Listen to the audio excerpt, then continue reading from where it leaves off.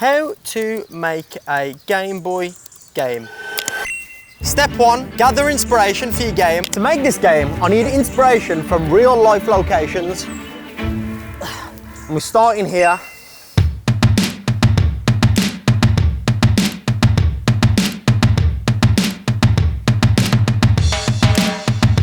Step 2, download the correct software. I think I've found the correct software I need to make this game. Step 3, decide what you want your scenes to look like in the game. What's cool is I'm actually implementing inspiration from the places that I visited earlier on into each scene. Step 4, decide how you want your game to be packaged. This is like perfect for inspiration. Sega Mega Drive, Nintendo 64 games, DS games, Game Boy games. Look how much some of these go for, 50 quid for a cartridge. Step 5, come up with a concept for your game and how it functions. So I think I'm gonna make the game about me as I adventure through the game and collect pieces of chicken until I fight the final boss at the end. This will be massively inspired by my upcoming clothing collection called Childish Chicken. Launches 25th of June, by the way. And for my final bit of inspiration, I think I'm gonna try and find my old Game Boy from when I was just 8 years old.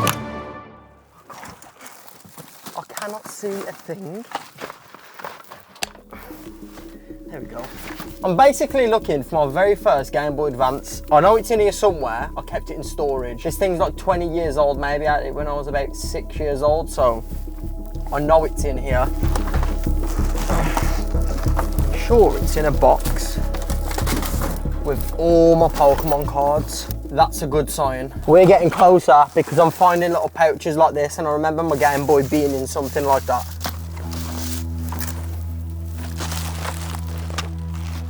Oh! Oh! Oh! My entire childhood belongs to this console right here. Oh! You know what? Speaking of nostalgia, look at that right there. Finding my old Game Boy was such a weird feeling. It led me into this emotional roller coaster, and I was overwhelmed by this feeling of nostalgia, and I ended up even calling my mom to thank her for all the amazing memories that she gave me with the device.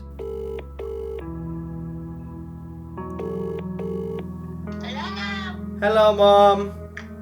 Hello, Dad. I was making the game and I was listening to kind of like all the music when I was like making it, and I found my original Game Boy from when I was a kid. It made me go on this proper like emotional like little journey in my head, and I just wanted to call you to say like thank you for everything like when I was a kid, because I don't think I realised until doing this video that Game Boy did like so much for me when I was a kid, you know what I mean? And that sounds really silly, but it like brought back so many memories when I'd sit in the back of the car and stuff, and like you'd take me to the caravan and I'd just sit in the back playing it and that. That's why I just wanted to call you and just like let you know I love you and thank you, because those like, it's mad because that back then, it probably weren't even a lot of money, but it was like how long it lasted and like memories I got with it, do you know what I mean? Them little things that you just buy them and you don't realise they're at the time. You don't. We're all constantly now, everybody's chasing like the next big thing, not realising that it's like, it's the memories you make with what you've got, rather. Oh, that's nice for you to phone me and just say that anyway. You've had a good childhood, mate. Oh man, I had the best childhood. We all experience it. The occasional deep feeling of missing a moment or a time from the past. Wishing things were how they used to be. For some of us, it comes out of nowhere and it hits you like a train. Intense feelings to way back memories. For some of us, it's triggered by hearing a certain word, watching a certain movie, or seeing an old photo. For me, even the sound of the OG Minecraft music you can hear right now sends me into a trance of wishing life was simple again. You see, nostalgia's a weird thing, because to put it simply, you can still do or experience the things that you really miss. Maybe not in some cases, but the question is, do we actually miss those moments? Do we actually want to relive them? Or are our minds playing tricks on us? Because I've got my own theory on why we feel it, and I think I've got the answer to it all. But I'll get into that in just a moment. First of all, to begin even designing this game, I had to spend 4 days just learning how to use the software. Now that's out the way, let's dive right in. On day 1, I basically designed a small village that represents the hometown to the character you're playing as, which is me.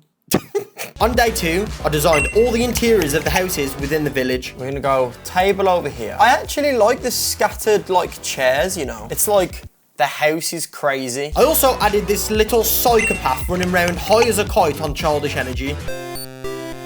I also gave her a pet duck that definitely should not be in a house. Day 3, I designed my next scene, which was the forest, which contained multiple rope bridges to get from one platform to another. Day 4, I designed a cave, which was so spooky, I almost couldn't finish. Oh, God. Day 5, I finished the rest of the scenes, which included a chicken garden where there are no chickens because they all died, the final boss scene inspired by my back garden, and finally, a cave cellar inspired by a real cave I discovered while I was location scouting for this game. How are we getting in there? What am I seeing? Oh my God, it opens up. It's like an underground building. What is going on? Who's Helen? I think I've got enough inspiration, you know. Let's get back to coding. I then coded it all, which took another week. Did more coding, which was way too boring to show you guys because I don't want my retention graphs looking like this. And finally, we got a fully finished Game Boy game. I'm gonna show you guys this game very soon, okay? But first, I wanna take this video to a whole new level. We're so used to modern technology now, an iPhone screen or 4K videos or going to cinema to watch the most ridiculous CGI movie. It's kind of put it into perspective for me. This is actually unplayable. There's no color in the screen. The battery life is dreadful. AA batteries do not keep this thing going. I think I want to make my very own Game Boy Advance with modern technology. I have no idea how to even approach this giant project, but I think I know the man who does. This is Elliot, aka the Retro Future, responsible for being the guy that modifies retro gaming consoles on YouTube. He even made Mr. Beast a custom Game Boy a couple of years ago. That's how credible he is. But for me to make my own Game Boy, first I need to design one. Then I needed to send the design over to a company called Retro Modding over in Canada, who are responsible for supplying me with all of the parts needed to make the Game Boy. Then they shipped the parts all the way to Brighton for me to then make a 9-hour trip just to start building the Game Boy with the Retro Future. Inside this box, I've got 15 Game Boy Advance shells that I made and designed. Oh my God. Oh, look how many parts. We have 15 Game Boys to put together. I'm gonna try my best, I have no idea. The main man here is gonna teach me how to do it. I hope I can still do it. I travelled 4 hours for this man to say, I hope I can still do it. The back is ready to come off. That's what I said to my girlfriend last night. Wait. What, the back's ready to come off? Yeah. Do you like do this? Mate, that's going so well. Whoever says that's tough is an idiot. I'm sorry. Whoever says that is tough. Discrediting my whole career. So the next thing to do is we're going to take out the next set of buttons. So the blue ones have already gone in, and now we're going to get the red ones out. And it's important that you put the red ones in. So once the blue bits have gone in and the red bits have gone in, there's some grey bits, and they're going to go in next. So you're getting a phone call from Fred Beck. That's actually my mate's cousin, you know. These are the silicon membranes. Okay, perfect. So I know what they are. Yeah. I had some of them before. Did you? Yeah. How were they? After. This should be pretty straightforward. I know exactly what I'm doing now. I've made notes on every step that he's taken so far, so when it comes to me actually building these Game Boys, I should be able to finesse another 14 of them, no problem. Step 8. Walk the dog. Do you want to see my notes so far? Yeah, let's have a look. Let me have a look. 1, ha ha ha ha ha. Number 2, blue and red. Number 3, I'm screwed. 4, LMAO. 5, we've got the action button. Yeah, that's okay. 6, we've got Chris Tranker. Chris Tranter was like in year 8 at school, and he could play the trombone. Step 7, kill myself. Right, so what we're going to do now is solder these wires into place. So the tip, very tip, doesn't actually get that hot. You have to get slightly like, there we go, yeah. That's not bad. It's not as good as yours though. It's not bad, but do you know what? It's the fact that you took part. Was this a pregnancy test? Oh. Toothbrush. There we go, that's getting cleaner, isn't it? I'm breathing it all in. This is like 23 years of finger cheese. Oh! So we're gonna bang that in there like that. Can I do this part? There we go. That That was beautiful. It's beautiful. I'm high. That was lovely. I'm high on solder fumes. Yeah, I was going to say high on this sort of occasion. Yeah, that's clean. Ooh. Oh. Oh. Oh. That is lovely. A childish Dude, advance. Look at that. A childish advance. Right, we've got one last thing to do. The world's first childish advance. Mate, Oh did it. my god. Now to make another 14. Yeah. I let Elliot crack on with the Game Boy builds, which funnily enough are all for you guys watching this. I'm actually giving these away, but more on that in a second, because it's time to finally load the first ever copy of the Childish Chicken Game Boy game onto an official Game Boy cartridge.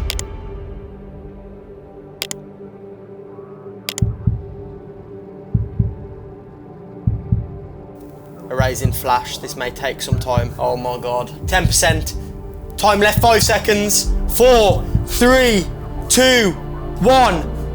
The ROM was written and verified successfully. Does it work? That is the question. Let's find out. 3, 2, 1. It works! It works! I've made my own Game Boy game. I can't believe it.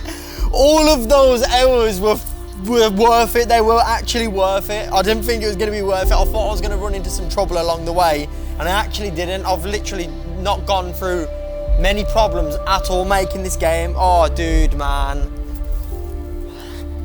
In this moment, I couldn't help but question, was all of this effort actually worth it? The process of making this game ruined some of the magic of Game Boy games for me, and it made me think, should some things just be left in the past? I've spent so long making this game that I've neglected my life in the present to focus on a moment that doesn't even exist anymore.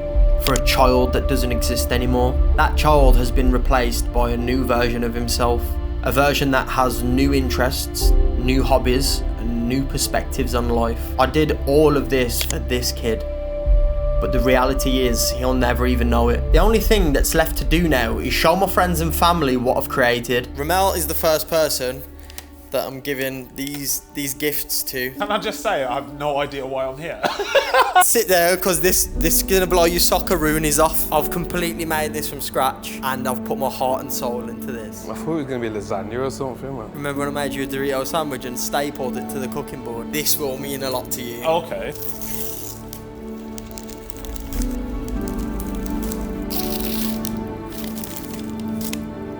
What the Whoa! Yo! Shit! Yo! How the fuck you done this? That's what Ramel said. What did you do? It's hard, yeah. What have you been doing?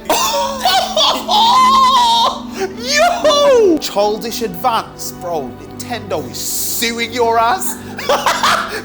I need a PowerPoint presentation on how you did this. So I've made 15. 5 are going in childish orders when we drop our collection. That's the only way anyone could get their hands on it, but it's random. This guy knows marketing. What the fuck, man? I think this is gonna blow your mind. This motherfucker made a game? Bro, what? This isn't real. That's not real. Open it. There's no way that's real. How? How the fuck have you done this? Oh, this is an actual fucking game? I've made a game. You thought I just made a box? Yeah? How much time have you invested in this? Oh my god. Dude. Hang on, what? How? What the? Oh, I found a chicken wing? Yo, I found a chicken wing? Are you impressed? Did you code a game? Did you make this? I coded it. This actually is a game. It's a full-on game where you basically have to collect pieces of chicken that you find around the world, and then when you find all 6 pieces of chicken, you unlock the quest to fight Boss Man at the end. Do you know what? I'm happy about this reaction, you know.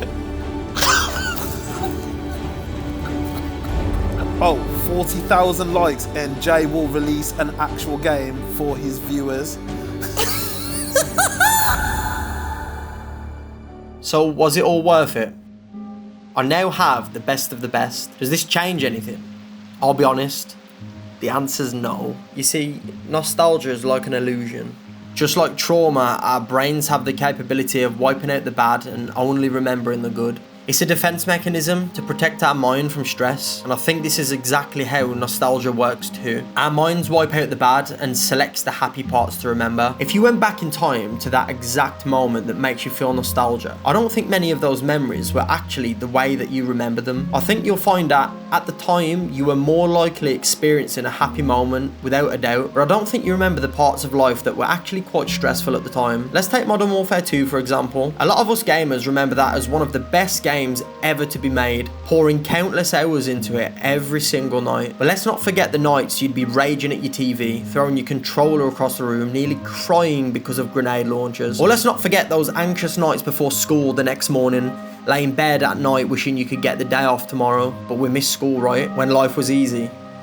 You miss your ex, right? But don't forget the trauma and upset that you went through during that relationship. I guarantee that back in the more simple times, you were definitely reminiscing on how good the years prior to that were too. I just want to leave you with this message.